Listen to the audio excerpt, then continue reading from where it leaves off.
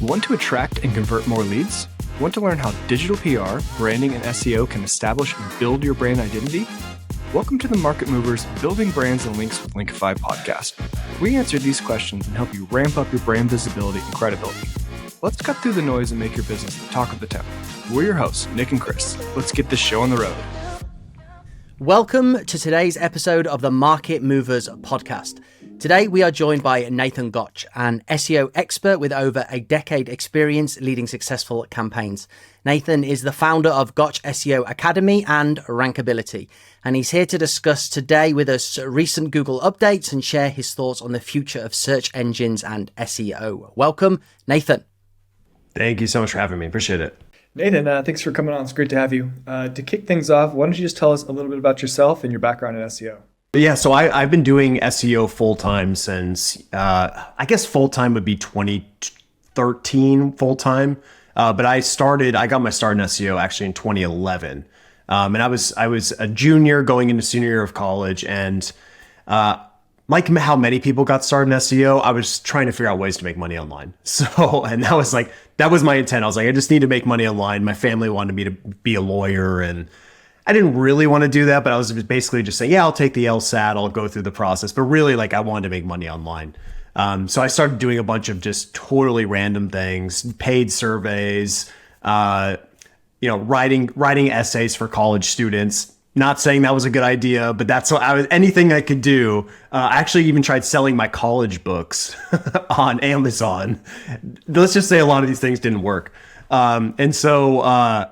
I eventually discovered, though, I bought this program, and it said one of the ways that you can make money online was to start a blog.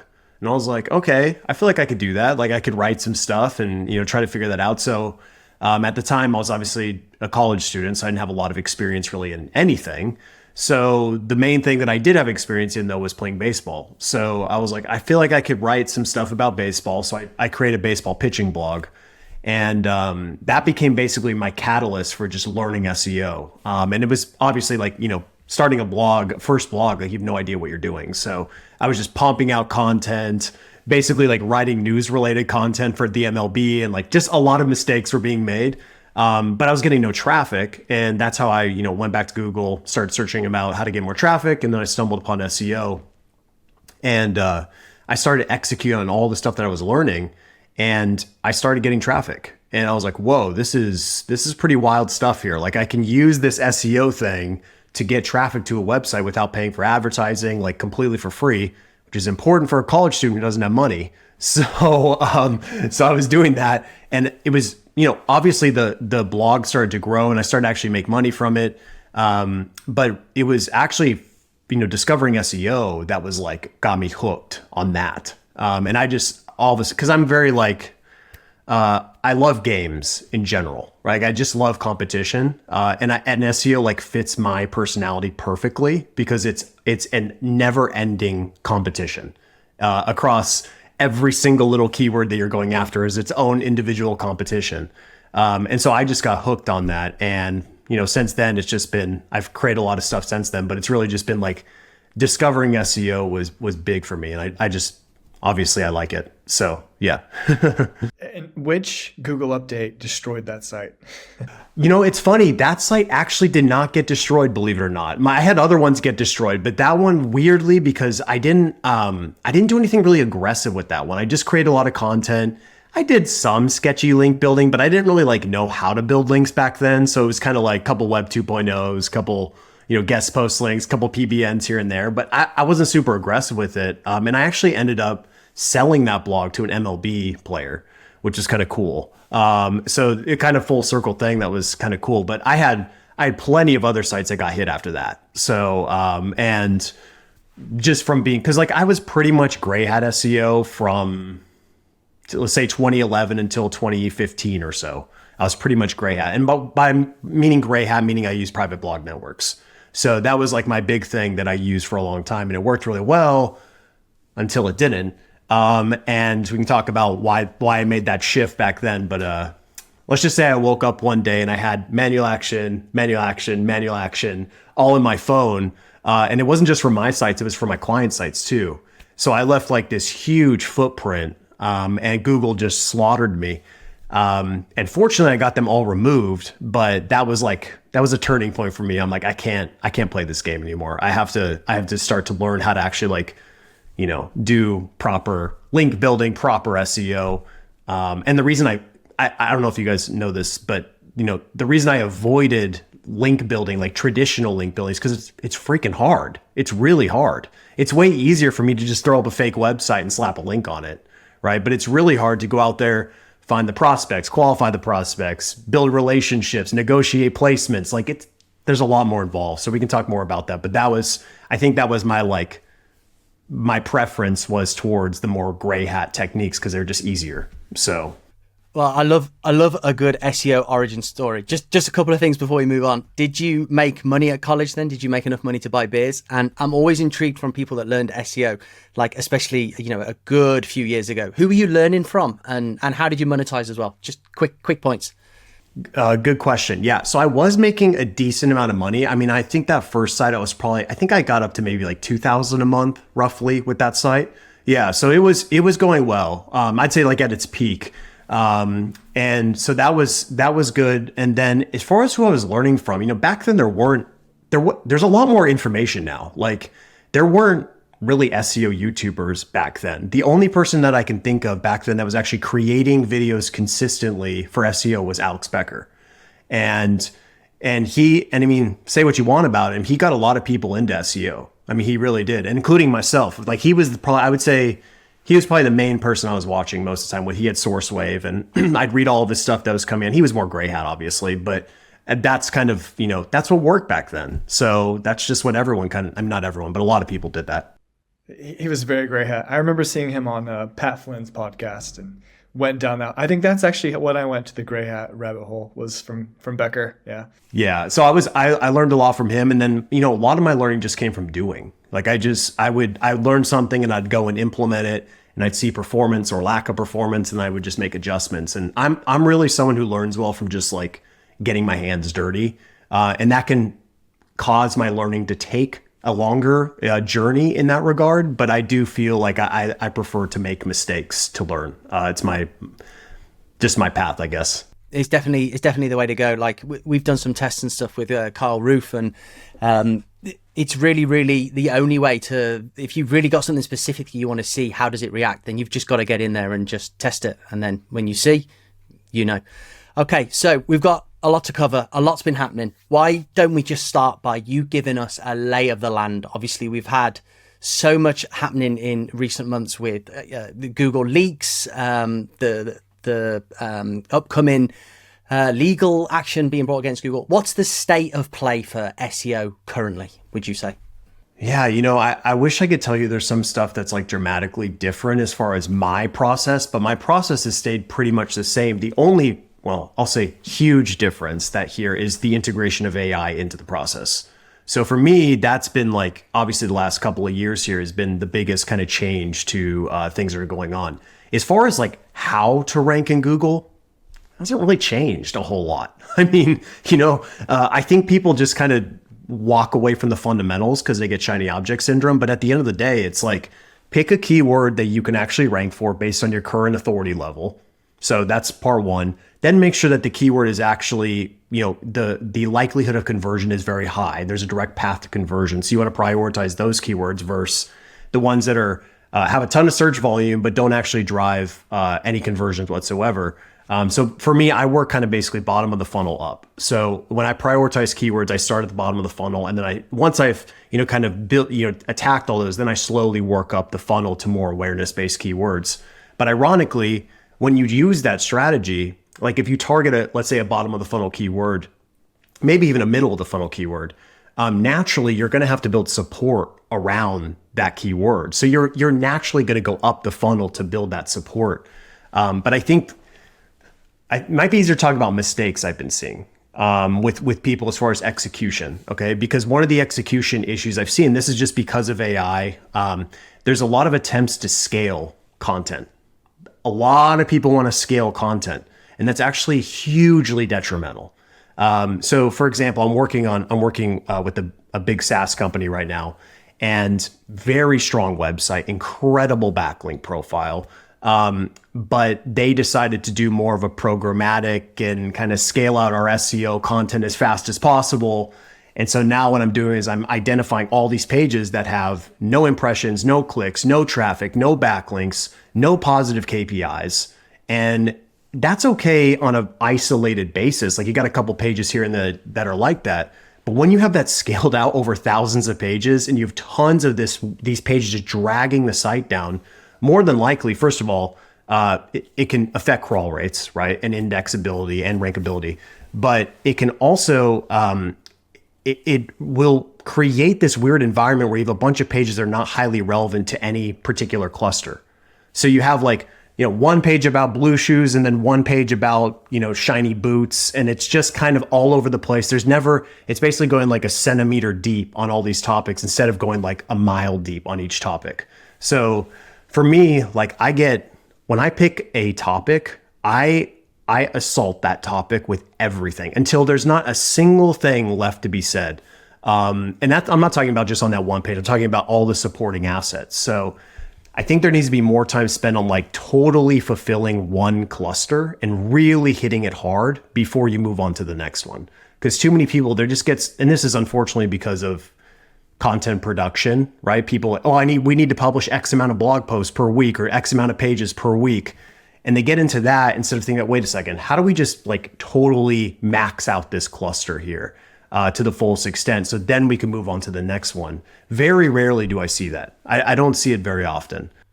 Are you seeing with this particular SaaS client, is the strategy as simple as removing the irrelevant content for it to then have a positive impact on rankings? Yeah. So for me to delete a piece of content has to meet kind of a criteria. So number one, so what we'll do is we'll go into Screaming Frog. We'll link up all the APIs. So Google Analytics, Google Search Console, and Ahrefs. And what I'm looking at is I want to see that the page has no impressions, number one, in Google Search Console. If it has no impressions, like it's really not doing well. Okay. Like that, because that's the ultimate metric. No impressions. Obviously, if there's no impressions, there's no clicks naturally. And then there's no traffic in Google Analytics either. And then the final one, there's no backlinks. So if it's goose eggs across the board on all of those, I'm usually going to move that into a deletion bucket because, more times than not, it probably just doesn't deserve to exist.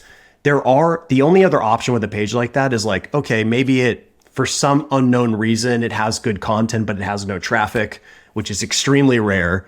Then we might move it to like an upgrade category. Like we'll go and try to upgrade it, improve that page and see if we can get it to lift just through freshness ultimately. But that's kind of like, that's that bucket. And whenever I start a campaign, that's the first place I look. Like when I do my crawl, I immediately go and look, okay, where can I take out the trash? Like that's like the first thing I wanted to take out the trash. Once that's done, then we can do the actual SEO. But it's so important to do that. And then there's kind of one secondary category of this as well, which is same metrics with the exception that the page has backlinks. So it may have zeros across the board, but it has existing backlinks. So in that case, it's a different strategy. I wouldn't delete those. I would either think about 301 redirecting them to a relevant page, or if they have a significant amount of backlinks, that's also a really positive signal that something there was good at one point, right? Because if they're legitimate backlinks, they actually had, if we, view backlinks as votes. Legitimate is the key thing there, yeah. Right. Very careful word here.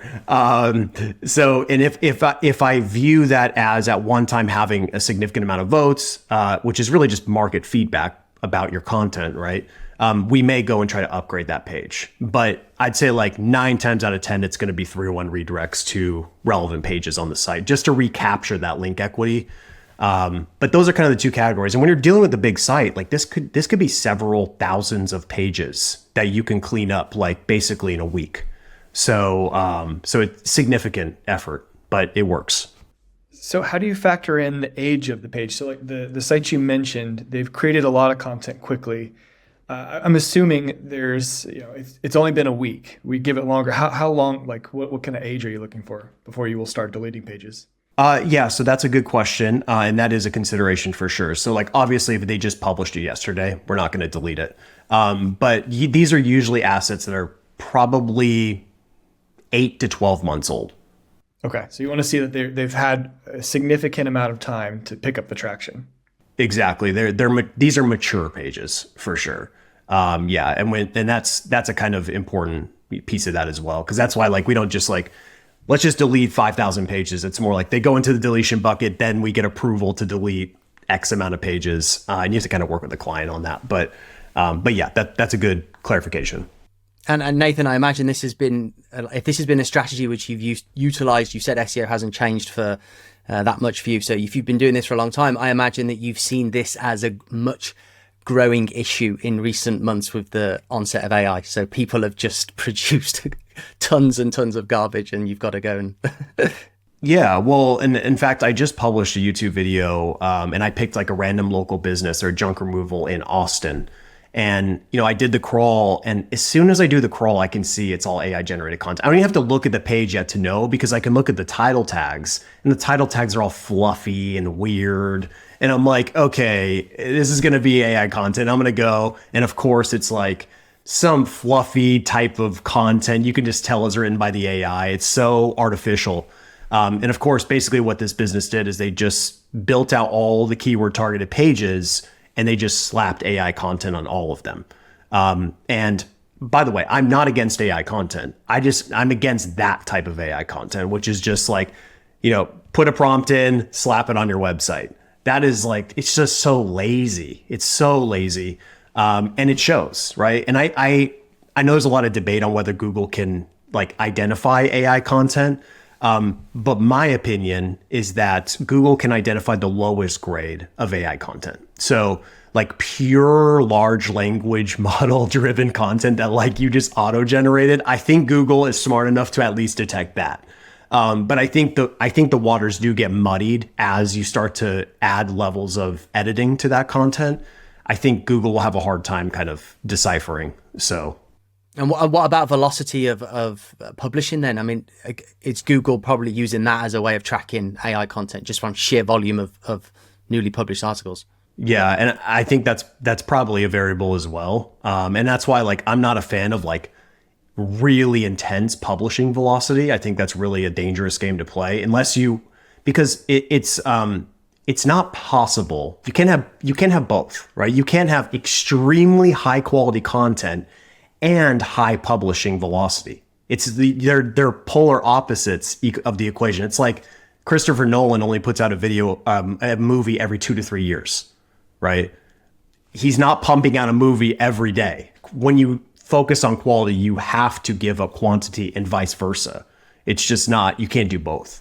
Unless you have an unlimited bankroll somehow, which most businesses do not. So I think there's definitely a trigger in there, and I think people need to spend more time on making each individual page better. And I am a fan of like minimum viable content in the context of local. So like if you're working with a plumber, for example, and you need to create a Chesterfield plumber page, well, you might be able to get away with like a B-level type of content that you can publish, get it indexed, get it ranking, and then see how it performs, and then come back to it in 3 months and upgrade it, and then get it up to an A. So there's ways to do that, but it's really, for me, it's based on the competition level. So like if I go and I try to rank for, best content optimization tools, I can't just dump some AI content on that. Like I got to bring my A game, right? Because I'm dealing with the best of the best when it comes to that. So I think competition will ultimately determine when not to use AI content, at least in my opinion. So I think there's been a lot of influencers with case studies that are really cool, really interesting, like mass pumping out AI content. And a lot of people see that and they kind of think like, I'll try that. But it's not a strategy you should be trying on a site that you've invested a lot of time and money in. It's like a fun side project. So I think that's where people like, they think like, oh, I'll try that. It's working for this person. Like, it's not a good idea. If it's a side project, sure. If you want to just see how that works, because you can learn a lot from doing that. What kind of content works and that kind of stuff. But for your a site that you're putting a lot of time and money in, it's not a great idea. Well, and a lot of these sites that I've seen that have done that, like, it's not necessarily that just using a lot of AI content is necessarily like the root issue. It's one of the issues. The other issue that I'll see with a lot of these sites is like they pump out a bunch of content, but then there's no backlink support. So there's no market validation that any of that content is good. Because if you view links as market validation and you don't have any, well, why is Google going to trust your site? Publishing more content does not equate to better results in SEO. It doesn't. I mean, I know the whole idea of topical authority, I think people have taken that a lot out of context. They think, oh, topic authority, let's create tons of content to build our topic. That's not the way it works. If it was that easy, then every clown who uses ChatGPT could rank, right? But this is why these sites that have massive, massive authority, link authority specifically, they don't move during updates. Like they don't worry about algorithm updates because links are what drive SEO, at least in my opinion. I mean, it's so important. And you can almost always go to that. Like when I actually start an SEO audit, I actually start with the link profile. It's usually actually the first place I'll begin, because usually, and especially like if someone comes to me like, oh, we got penalized, and they're like, oh, we create such good content. And I'm like, yeah, okay, I've heard that before. And then I go and look at their link profile, and it's like exact match anchor text, just slamming the site with, and they're not just, it's not just the exact match anchor text of the problem, it's the link types that they're using to hit their site. So they're using their exact match anchor text with a bunch of spammy links. So we can get it. There's a lot of kind of nuance on all these different topics, but I just covering a lot of ground here. Okay, well, we'll definitely get to links. You just mentioned then these larger sites, they don't get affected by the update. We're currently in the midst of a Google core update. What are you seeing with that? Any insights from your clients, thoughts on it, and whether or not we are seeing recoveries from the helpful content update? Yeah, so I actually have, I want to use the word recovery very carefully, because I don't believe what people are describing as recoveries is actual recoveries. Like my definition of recovery is like, you were getting 1,000 visitors a month. Now you're getting 1,000 visitors a month. That's recovery. You have recovered what you previously had. But if you had 1,000, now you're getting 10. I don't know if I really describe that as a recovery. That's kind of changing the definition of things, I think, to kind of, and it's funny because you'll see a lot of people like showing the graphs of the recoveries, but they're like not zoomed out. So it's just like showing the timeline of like the last 3 months. It's like, whoa, look at that huge spike. But then zoom out and you see the devastation, right? They're just happy for any positive movement. Right. And like so I have a few test sites that I mess around. I do like my aggressive stuff with to really try things. And I have one site basically. So my experiment was my theory on this was that when the helpful content update hit, and then also the core update, they basically were right around the same time. So I think Google sometimes does that to muddy the waters, so you don't really know what the variables are. I think that's a part of their strategy personally. But one of the things that my theory was that a lot of, like going back to the AI content, a lot of low quality AI content can drag the site down as a whole. So it can affect even the good pages that are well developed. And so what I did, which is pretty extreme, of course I don't care because this is just like a test site. I de-indexed every single page on the site. I literally deleted every single page on the site, and I left, and this was a couple hundred, I think it was almost 200 pages on this site that I just completely deleted. And because it got hit, by the way, it got hit in that update. So the traffic dropped. So I was like, okay, this is a perfect time to really test my theory. So I deleted everything, and I knew I would wait until the next core update to see what I would attempt to do.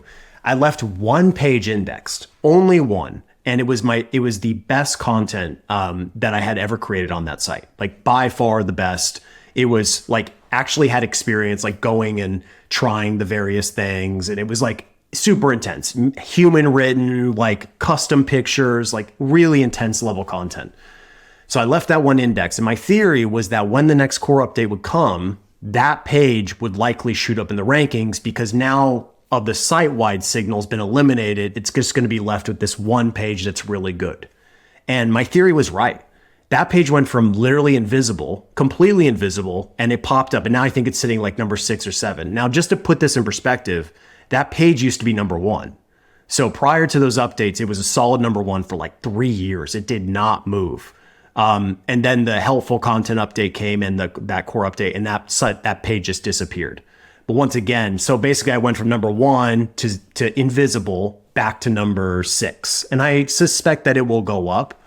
But so just to kind of double down on this experiment, because of my theory, I was like, okay, what I'm going to do now is I'm going to start to re-index some pages that were performing well prior to the update.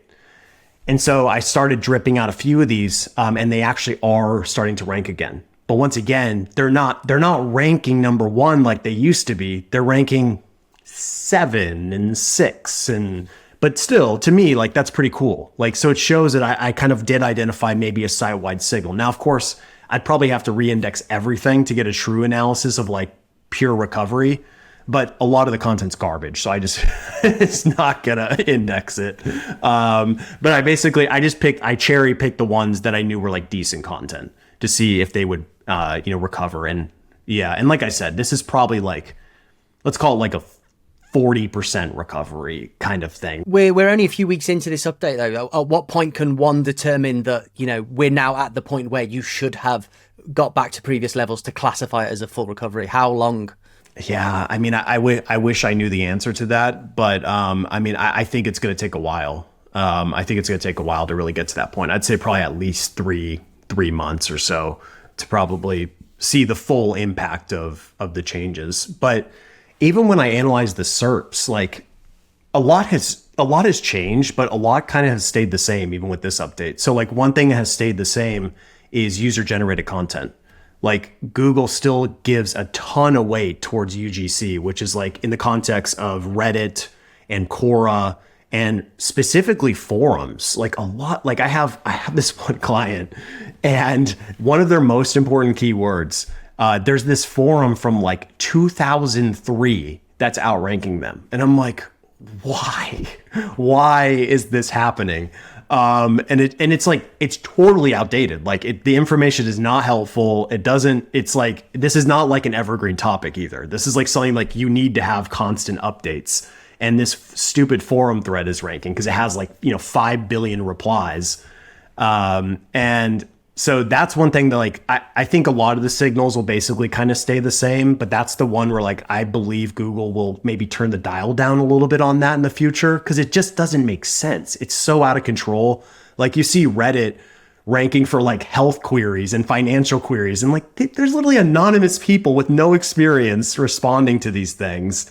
So it just logically does not make sense. And I would suspect over time that, and obviously Google has a relationship with Reddit now, so, whatever, it's going to go on there. But still, it just doesn't make sense. That's to me, at least. That's the one I think that everyone's unhappy about. Usually when there's these updates, SEOs are unhappy. The general public doesn't notice. They don't care. I hear a lot of people complaining about Reddit's everywhere and giving bad advice. Anonymous people giving, financial advice is not a good idea. That's one I do see them scaling back a bit. I think everyone agrees on that one. Yeah, I think so.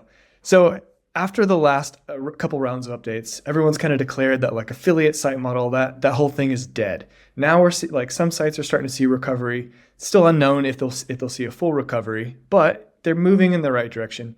Do you think there's a chance that industry, and I know there are still plenty of those sites still doing well, but do you think that's still like a viable model for people to go after? I have a lot of affiliate friends who follow me, okay? So I feel bad saying this. I just really do. But I don't see a future where there's a market for traditional affiliate sites. I think there's some that are highly funded that can certainly do it because they can get the link support like we talked about.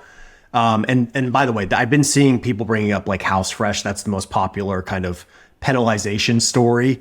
But I've been telling people not to use that one as a recovery example because go and look at their link profile. It's insane because genius move on their part, by the way. They're great marketers, but they're not just doing SEO. They're great marketers. And that when they published that hit piece on Google and like the sob story about them getting penalized, that worked really well as a marketing piece. And go and look at their backlink profile. I think it's like 90% of their backlinks go to that one asset now. Oh, you thought from that actual piece? Yeah, from that one piece. Because what it did is it worked. I like to call it marketer bait because marketers love to link more than any other industry, right? SEO blogs, marketing blogs, technology blogs. They link, there's so much link availability. So if you create something that specifically appeals to those markets, it can work really well. Is that why The Verge did the piece? AI printer review. Yeah. Yep, exactly. I mean, they're not going to do it unless they see that there's going to be a big win in doing it, right? They're going to get a lot of coverage. So like, and compare this, like how many plumbing blogs do you know? Like not a lot, right? There's not a ton out there. Like we're probably talking a handful that actually still publish content. So we're looking at that link availability. So they got a ton of links going to their site. And I've actually been able to prove this before, that just getting links to one page is sufficient to grow overall site authority. So I think sometimes people think that like, oh, I have to hit every single page on the site with backlinks, but that actually isn't true. Like you can literally lift your whole site just from one page being like your catalyst for links. And it's kind of like the 80-20 rule. Can that be the homepage as well? Yeah. Oh yeah, definitely. But I've seen it actually with internal pages a lot. So like one page kind of pops off and gets like tons and tons of links, or you artificially grow that page as well. Either way, Google doesn't know the difference, and that can lift the whole site as a whole. So like a small example, my wife was a fashion blogger for a while, and she had a bunch of like, she would create little tiny blog posts about fall outfits. So like every fall outfit she would create, she created a separate blog post. And I was like, I kept watching her do it. I'm like, no, don't do that. And then and I wouldn't say anything, right? I didn't want to be like overbearing husband. So like I let her just. You weren't giving her free SEO consultancy. No, she had to pay me for that. Yeah. But then she eventually, she's like, okay, I need some traffic to my site, right? I want to grow the brand. So I'm like, all right, yeah, I'll help you. First thing I did was took all 20 or 30 of those fall outfits posts and consolidated them into one dedicated blog post that showed all of her fall outfits. So I could like really build out an epic asset that's like, 35 fall outfits for 2021 type of thing. So then from there, what the intent I had there was that I was just going to slam this page with backlinks. I mean, I was just going to keep hitting it over and over and over until it ranked number one. That's what happened. It ended up ranking number one. But as a side effect of this was all of the other keyword targeted assets that were on her blog, those also lifted. So all of the keywords on those lifted without any additional links, right? They lifted because the overall site authority grew because that one asset was like lifting everything. So I've seen this happen so many times, and it works. That's why, like, I think when people do link building, they kind of spread their resources too thin across many different assets, when if the page is not ranking number one, it needs more links. That's just my opinion. Like because there's a law of diminishing returns with content. Like once the content is where it needs to be, it's like an A-level type of content.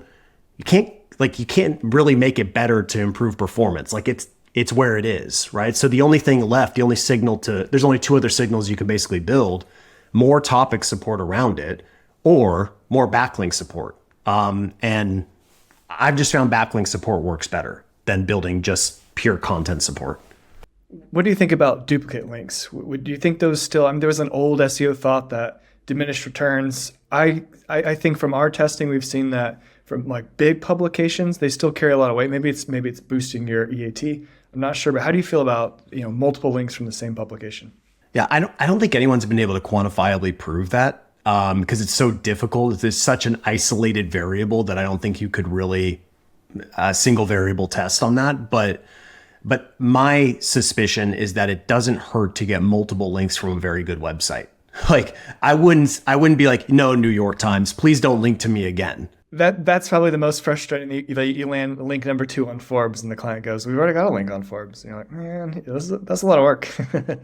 Can I ask you one question, Nathan? You mentioned then about people spreading themselves too thin. So obviously we do digital PR, so that's 99.9% of the time that's a homepage branded link.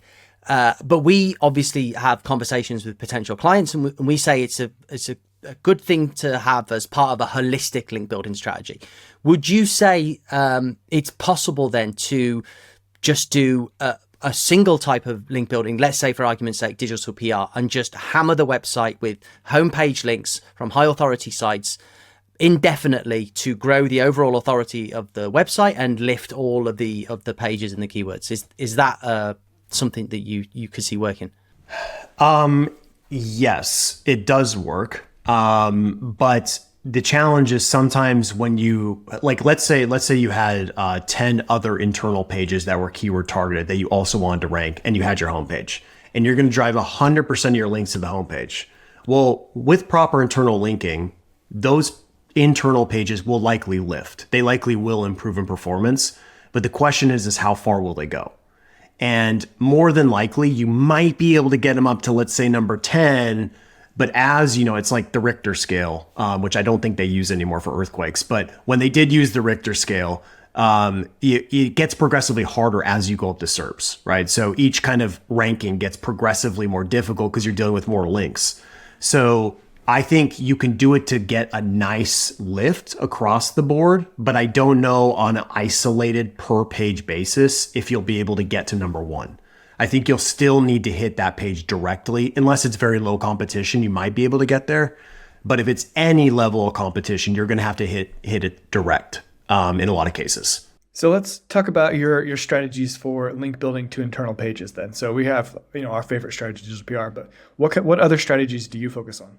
A lot, but my main focus is to create linkable assets. That's my go-to. And I will do this on the local level too, like even that level, not just national. But for me, like the first thing that we'll do, like I'll start with a local campaign because it kind of like make the most sense here. So let's say it's a dentist in Chesterfield, Missouri. Okay, very small city, one single dental practice. So the first thing I would do is build out all the commercial pages. So build all those out, obviously prioritize those in the navigation. It's going to be teeth whitening and veneers, Chesterfield, and all that stuff. Okay, get all those squared away. Then once those are done, next stage is like, okay, how are we going to get links to the site? So we use very similar kind of tactics to what you guys will do. So like one thing on the local level is we'll look for donation links, the lowest hanging fruit that we can get. So immediately search like Chesterfield plus sponsors in Google and then find pages where they're actually linking out to the sponsors. And those are like, people way underestimate how powerful those are. They're so powerful. And I think this is the, our industry sometimes can cause people to do weird things, right? And so like, and this is because of people trying to systemize a lot of the components of what we do. So like, for example, on the link building side, you'll see people say, you should only get links from sites that have a DR of 30, organic traffic of 1,000, and they set all these random, these metrics, right? But in reality, Google is not necessarily trusting a site based on those metrics. You could technically have a softball league in Chesterfield that has maybe, 10 backlinks, but they're all from like the Chesterfield government website and a bunch of really, really trusted entities. So that site is a good link. That is a good link because it's highly trusted. It's a trusted entity. So for me, I'm thinking about like, is this a trusted entity? The whole organic traffic, I don't really like, unless the goal is to drive referral traffic. If I'm doing it purely for link building purposes, I just want to make sure I'm getting links from trusted entities. And so on the local level, anything local is all fair game for me, basically. So even if it's softball league or a dance studio, whatever it is, I want it because I want that localized relevance. So we'll start there. And those are usually just homepage links, right? So hitting the homepage, get the lowest hanging fruits there. And then we will try to do everything we can to get links in whatever that local news outlet is. So once again, build more local relevance, the Chamber of Commerce, all that good stuff. Okay. Then the obvious links on the local level is getting citations. You can just go and outsource that. That's not really hard to do. You get a couple hundred of those, you're done in one day. So then the hard part is figuring out, okay, how do we build link bait for a Chesterfield dentist? Okay, that is not so simple.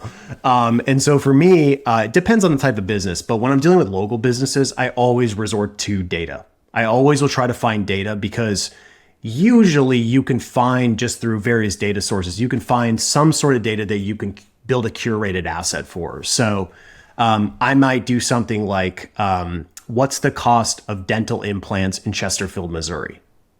And I might even do like dental implants in Chesterfield, Missouri versus Chicago, Illinois. And like I might show a comparison to show those differences.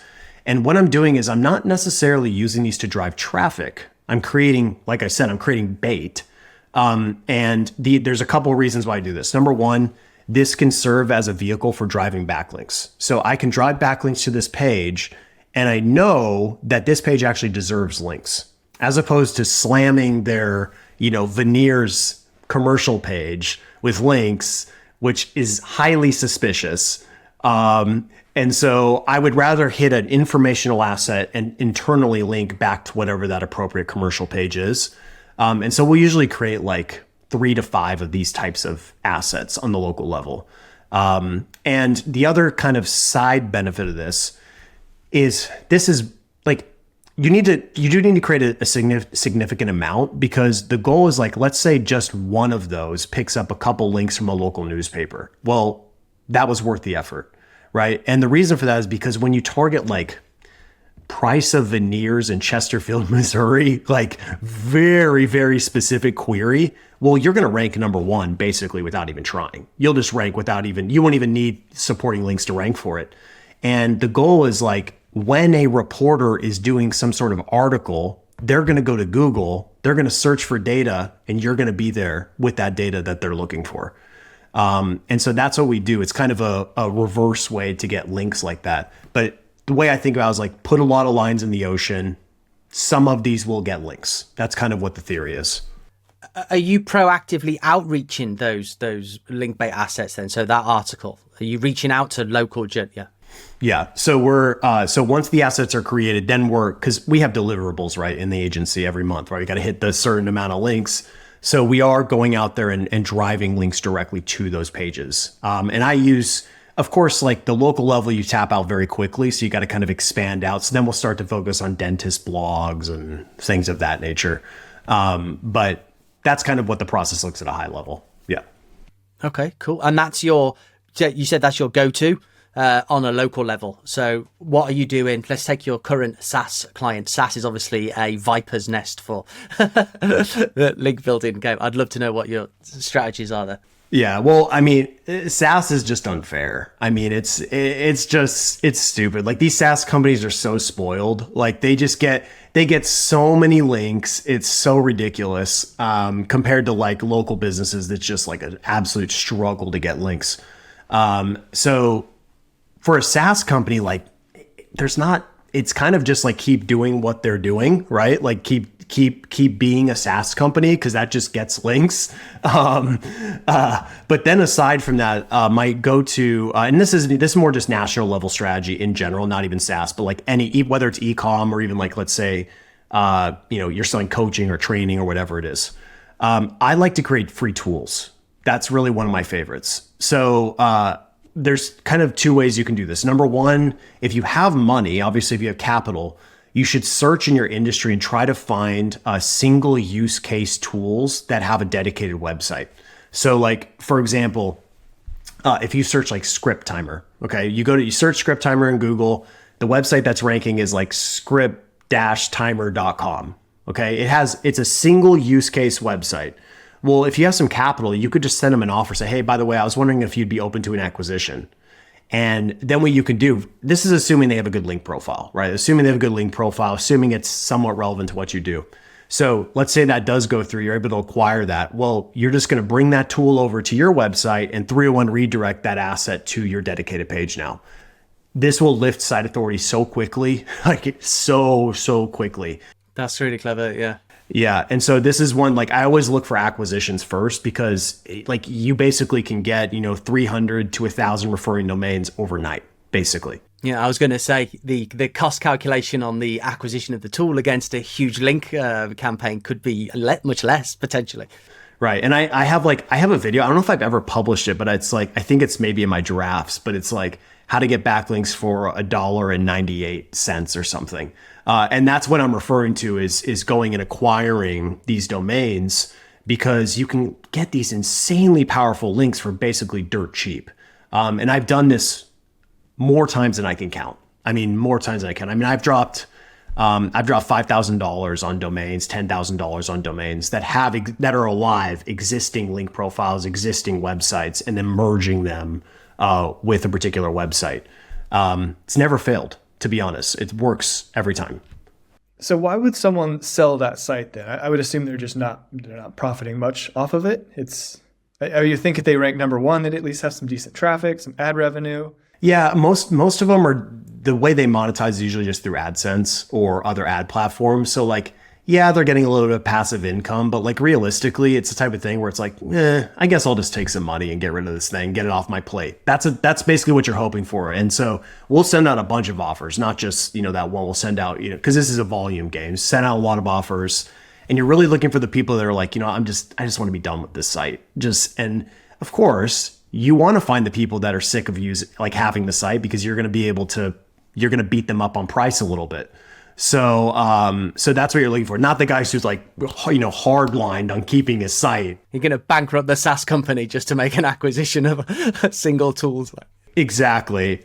Yeah. So that's one of the things we'll do, is like acquisitions is a big one. And then the second one is, if we can acquire, this is, I hate to say it's kind of diabolical, but once we see an asset that has proven demand, proven linkability, people have linked to it a lot in the past, well, you basically just gave me the blueprint. Right? You gave me the blueprint. So now I'm going to create the same exact tool, knowing that people like to link to stuff like that. Right? And so, ChatGPT makes this way easier now. You can create a tool basically overnight, have it do all the coding for you, and then you can throw it up on your site. So the reason I'm talking about the script timer one is because when ChatGPT first launched, I'm saying like very early, I immediately created this script timer tool with ChatGPT just to prove, because I'm not a coder, right? Like I know enough to be dangerous about HTML and CSS and JavaScript and a little bit of PHP, but like I can't build anything from scratch. So I used ChatGPT to build this script timer, and I did it in about 60 minutes. So to put that in perspective, it would have cost me probably $5,000 to hire a developer, and back end, front end, the whole thing would have cost me probably $5,000 to $7,000 to do that. So I did it for basically free, and in 60 minutes, and I got that thing up on the site, and it's been ranking like number 3 or 4 for like 2 years. And was that from the idea of seeing that tool in existence? Yeah. Yeah. Yeah, exactly. It feels like there would be a good opportunity. Let's say there's a single use case tool that someone's charging for. If you built a version that's free and you offer that, I feel like you get a lot of links pretty easily. Yep, exactly. Yeah. And I mean, that's the thing, is like, when I'm thinking about linkable assets, like on the local level, you don't have as much link validation when you create ideas, because there's just not that much, many assets out there. So what we'll often do is I'll take like a national based linkable asset idea and apply that locally, knowing that there's link demand there. So for me, I'm really trying to find, like, I'd say like on the national level, 80% of the assets that we create have some sort of proven linkability, right? There's some sort of proof that it actually like is a good idea for attracting links. The other 20% is what I call more like experimental. Like, I don't know for sure if it's going to work. Like, maybe I found a little idea on Reddit and I want to kind of like deploy that and see if it works, because there is like, if you hit a home run on those, they're highly risky, but when you do hit a home run, it really hits. So, but that's why it's like, that's at 20%. That's riskier. That's cool. I'm just intrigued if you ever get any, 2-part question. One, do you ever get any pushback from clients trying to sell this idea on like a link absorption strategy by way of like tool acquisition? And then number 2, are you actually doing any sort of paid linking, niche edits, guest posts? Is that at all part of your strategy, your agency strategy, or are you only doing sort of tools and linkable link bait assets? It's a good question. So no, I don't normally get a lot of pushback from clients, because we're giving them usually a list of ideas. So give them a list of ideas, and they'll eliminate 50% of them, and then we're left with a handful that we can work with.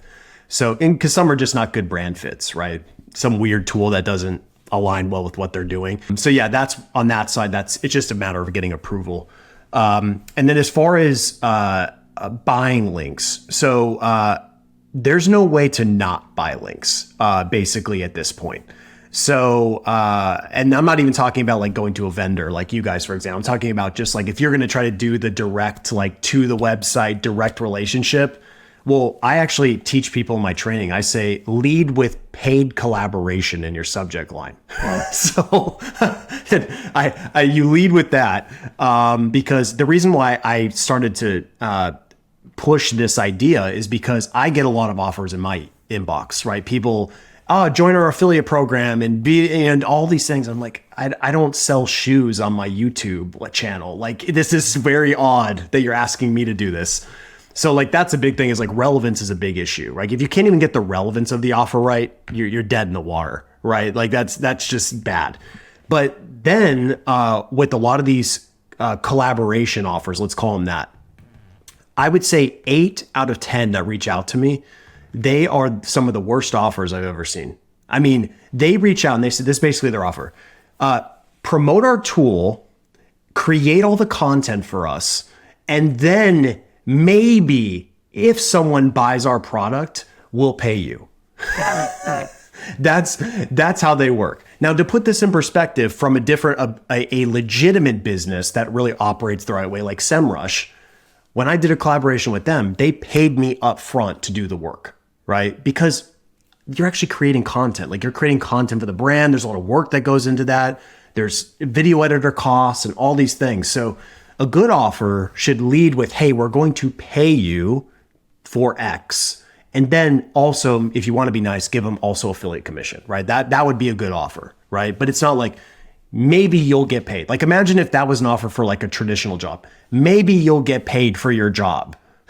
Like, it's not exactly a good offer, right? So this is why, like, I teach these, I learn a lot of this through like studying what other people, how they reach out to me. And like, good outreach is really just get to the point. Like, what are we going to do here? This isn't like, we're not going to like take the person out to coffee and, wine and dine them. Like, just, we want to give you money. So what's the deal here? Like, let's just go, because there's a lot of different value propositions you can use in outreach. I mean, I know I'm preaching to the choir here. I know you guys probably do a variety of things, but as far as value propositions, money's the best one. It just is. I've tested every single value proposition. Nothing compares to just straight, this is what we're willing to give you to get a placement. And of course, you can try some of the old school, oh, you got a broken link, or hey, your SSL certificate's broken. It just doesn't work. It just doesn't. Nobody cares about that. Yeah, I think it's funny when people still talk about like, you should not be buying links. I'm like, well, if you do outreach, you are buying links. There's just no way around it. Exactly. Yep. For us, it's not an option. It'd be easier if journalists would just accept money. Yeah, exactly. Pitching to journalists is a little different. Yeah. They've got their pesky morals, haven't they, journalists? I don't think it's morals. I think it's a work code. Well, and actually, there's a lot of journalists that can be paid off too. Just if you have enough money, everyone's got a number, right? So like the huge companies, they don't get links by accident. Yeah, we've heard that. It's not something we've dabbled in. Yeah. All right, Nathan, I think this is a really good spot to wrap up. This has been an awesome conversation. It's been awesome having you on. Maybe to leave things off, could you tell us about what you think is going to happen with search over the next few years? A lot of people are thinking maybe links won't be as important. Maybe some search moves to other platforms. What do you see playing out over the next couple of years? Yeah, I mean, I think the role of links is definitely diminished, like over the last decade that I've been doing this, like, but not as much as people claim. Just to put it in perspective, like I have a site that I built inside of the academy to kind of prove this concept, but I created a one-pager. So just a one-page website. And basically my theory was like, if I create a highly relevant page, so I optimized it with NLP and did all that stuff. And then I was just going to slam it with links. Just keep hitting the homepage over and over and over with links. And you can look it up, St. Louis SEO consultant, like search that. Hopefully I'm still there. Maybe I got penalized or something, but I should still be there. And I've been there now for a couple of years. And all I did for that site was pure link building.